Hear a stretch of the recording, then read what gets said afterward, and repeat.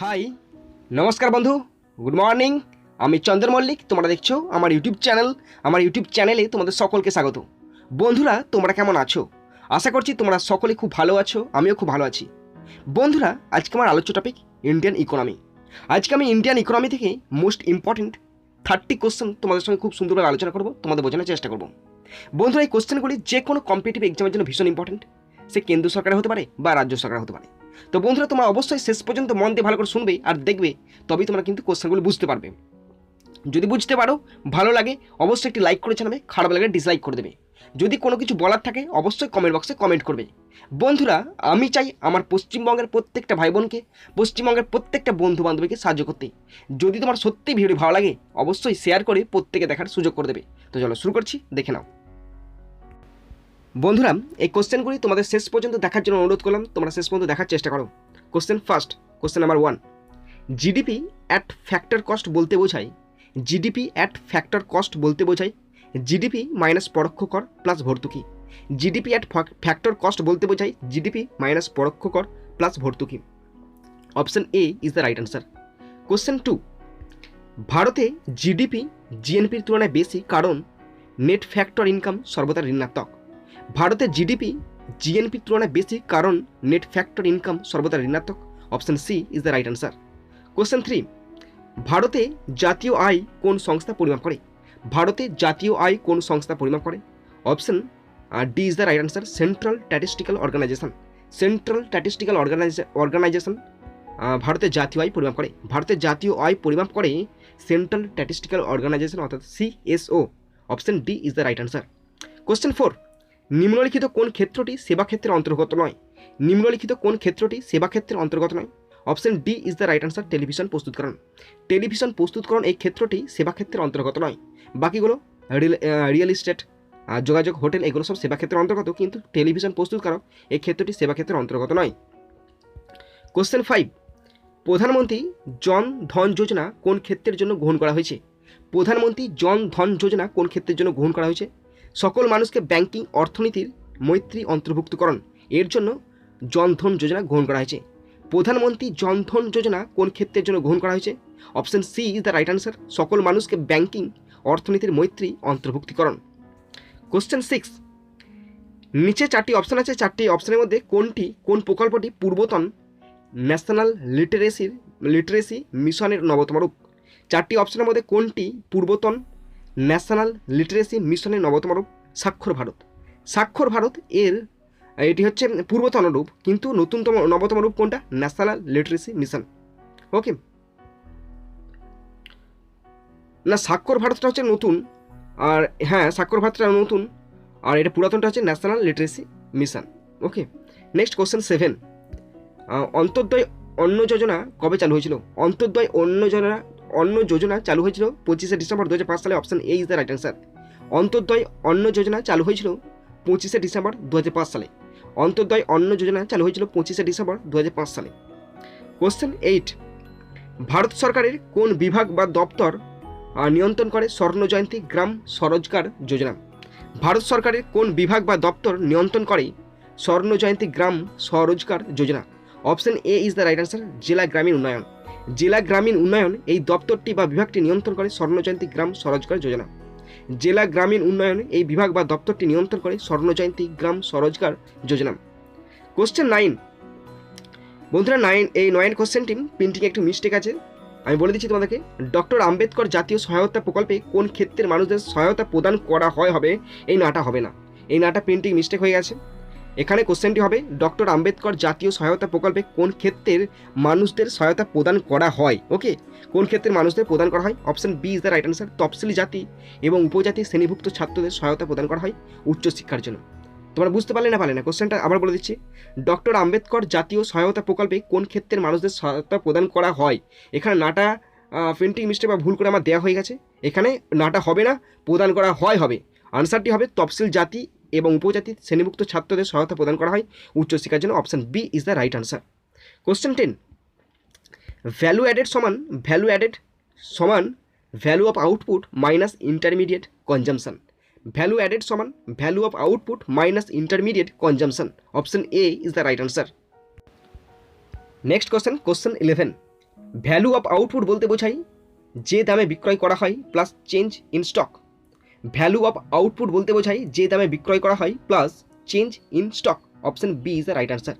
Question 12, GVA at basic price সমান, GVA at basic price সমান GVA at factor cost plus production taxes minus production subsidies. GVA at basic price সমান GVA at factor cost plus production taxes minus production subsidies. আবার বলে দিচ্ছি, option B is the right answer. GVA at basic price equal to GVA at factor cost plus production taxes minus production subsidies. Question 13, gross value added অর্থাৎ জিভিএ, মানে তোমরা বুঝতে পারলে জিভিএর full form কি? জিভিএর full form হচ্ছে gross value added at factor cost equal to price factor price minus intermediates. আবার বলে দিচ্ছি, গ্রস ভ্যালু অ্যাডেড অর্থাৎ জিভিএ অ্যাট ফ্যাক্টর কস্ট সমান factor price minus intermediates. Question 14, কোন সংস্থা জাতীয় আয়ের হিসাব প্রস্তুত করে? কোন সংস্থা জাতীয় আয়ের হিসাব প্রস্তুত করে? Option C is the right answer. কেন্দ্রীয় সংখ্যাতত্ত্ব সংস্থা অর্থাৎ সেন্ট্রাল স্ট্যাটিস্টিক্যাল অর্গানাইজেশন সিএসও। কোন সংস্থা জাতীয় আয়ের হিসাব প্রস্তুত করে? Option C is the right answer. কেন্দ্রীয় সংখ্যাতত্ত্ব সংস্থা। কেন্দ্রীয় সংখ্যাতত্ত্ব সংস্থা জাতীয় আয়ের হিসাব প্রস্তুত করে। Option C is the right answer. Question 15, নিচের কোনটি রাষ্ট্রের স্বাভাবিক পুঁজি নয়? নিচের কোনটি রাষ্ট্রের স্বাভাবিক পুঁজি নয়? Option C is the right answer. সড়ক হচ্ছে রাষ্ট্রের স্বাভাবিক পুঁজি নয়। সড়ক রাষ্ট্রের স্বাভাবিক পুঁজি নয়। Option C is the right answer. Question 16, value added মেথডের ক্ষেত্রে প্রোডাকশন এর প্রতিটি ধাপে ক্রয় মূল্যগুলিকে যোগ করা হয়। ভ্যালু অ্যাডেড মেথডের ক্ষেত্রে প্রোডাকশনের প্রতিটি ধাপে ক্রয় মূল্যগুলিকে যোগ করা হয়। Option A is the right answer. আবার পড়ে দিচ্ছি, ভ্যালু অ্যাডেড মেথডের ক্ষেত্রে প্রোডাকশনের প্রতিটি ধাপে ক্রয় মূল্যগুলিকে যোগ করা হয়। কোশ্চেন 17, নিচের কোন কোন ক্ষেত্রে কর্মচারীরা ইএসআইএস অর্থাৎ এমপ্লয়িজ স্টেট ইন্স্যুরেন্স স্কিমের অন্তর্ভুক্ত? আবার পড়ছি, নিচের কোন কোন ক্ষেত্রে, মানে চারটে অপশন আছে, চারটে অপশনের মধ্যে কোন কোন ক্ষেত্রে কর্মচারীরা, মানে সেই ক্ষেত্রে যে সমস্ত কর্মচারীরা কাজ করে সেই কর্মচারীরা ইএসআইএস অর্থাৎ এমপ্লয়িজ স্টেট ইন্স্যুরেন্স স্কিমের অন্তর্ভুক্ত। এখানে option D is the right answer. সবগুলো বলতে কোনগুলো? হোটেল, রেস্টুরেন্ট শিল্প, পরিবহন ক্ষেত্র, সংবাদ সংস্থা। এই তিনটে ক্ষেত্রেতে কর্মচারীরা ইএসআইএস অর্থাৎ এমপ্লয়িজ স্টেট ইন্স্যুরেন্স স্কিমের অন্তর্ভুক্ত। কোশ্চেন 18, ভারতের প্রথম বাজেট অর্থাৎ ব্যাকেটে আছে ইউনিয়ন বাজেট কে পেশ করেন? ভারতের প্রথম বাজেট অর্থাৎ ব্যাকেটে আছে ইউনিয়ন বাজেট কে পেশ করেছেন? Option C is the right answer. R K Shanmukham Chetty. ভারতের প্রথম বাজেট ইউনিয়ন পেশ করেন R K Shanmukham Chetty. Option C is the right answer. Question 19, নিচের মধ্যে কোনটি ভারতীয় অর্থনীতির পরিষেবা ক্ষেত্র নয়? নিচের মধ্যে কোনটি ভারতীয় অর্থনীতির পরিষেবা ক্ষেত্র নয়? Option B is the right answer. নির্মাণ ভারতীয় অর্থনীতির পরিষেবা ক্ষেত্র নয়। নির্মাণ ভারতীয় অর্থনীতির পরিষেবা ক্ষেত্র নয়। নির্মাণ ভারতীয় অর্থনীতির পরিষেবা ক্ষেত্র নয়। Option B is the right answer. Question 20, Suresh Tendulkar কমিটির মত অনুযায়ী নিচের কোন রাজ্যে দারিদ্র্যের হার সর্বাপেক্ষা বেশি? সুরেশ টেন্ডুলকার কমিটির মত অনুযায়ী নিচের কোন রাজ্যে দারিদ্র্যের হার সর্বাপেক্ষা বেশি? Option C is the right answer. Orissa রাজ্যে দারিদ্র্যের হার সর্বাপেক্ষা বেশি। সুরেশ টেন্ডুলকার কমিটির মত অনুযায়ী উড়িষ্যা রাজ্যে দারিদ্র্যের হার সর্বাপেক্ষা বেশি। Option C is the right answer. Next question 21, একটি ব্যক্তির আয়কে কয় ভাগে ভাগ করা যেতে পারে? একটি ব্যক্তির আয়কে কয় ভাগে ভাগ করা যেতে পারে? Option B is the right answer. 3 ভাগে। একটি ব্যক্তির আয়কে 3 ভাগে ভাগ করা যেতে পারে। Option B is the right answer. Question 22, নিচের কোনটি পার্সোনাল ইনকামের একটি ভাগ? নিচের কোনটি পার্সোনাল ইনকামের একটি ভাগ? দেখো নিচে আছে উল্লেখিত সবগুলি, মানে এ বি সি 3টি অপশনই আমি পড়ে দিচ্ছি।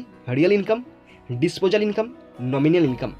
এই 3টি পার্সোনাল ইনকামের একটি ভাগ। Real income, disposal income, nominal income এগুলি সব পার্সোনাল ইনকামের একটি অংশ।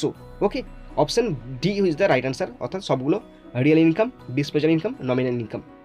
Question 23, national income at current price এর অপর নাম হলো? National income at current price এর অপর নাম হলো nominal national income. National income at current price এর অপর নাম হলো নমিনাল ন্যাশনাল ইনকাম। কোশ্চেন 24, বিশ্বায়িত ভারতীয় অর্থনীতি অর্থাৎ গ্লোবালাইজেশন অফ ইন্ডিয়ান ইকোনমি এর অর্থ কী? বিশ্বায়িত ভারতীয় অর্থনীতি এর অর্থ হলো দেশের অভ্যন্তরে দ্রুত হারে বেসরকারি শিল্পের বৃদ্ধি। বিশ্বায়িত ভারতীয় অর্থনীতি এর অর্থ হলো দেশের অভ্যন্তরে দ্রুত হারে বেসরকারি শিল্পের বৃদ্ধি।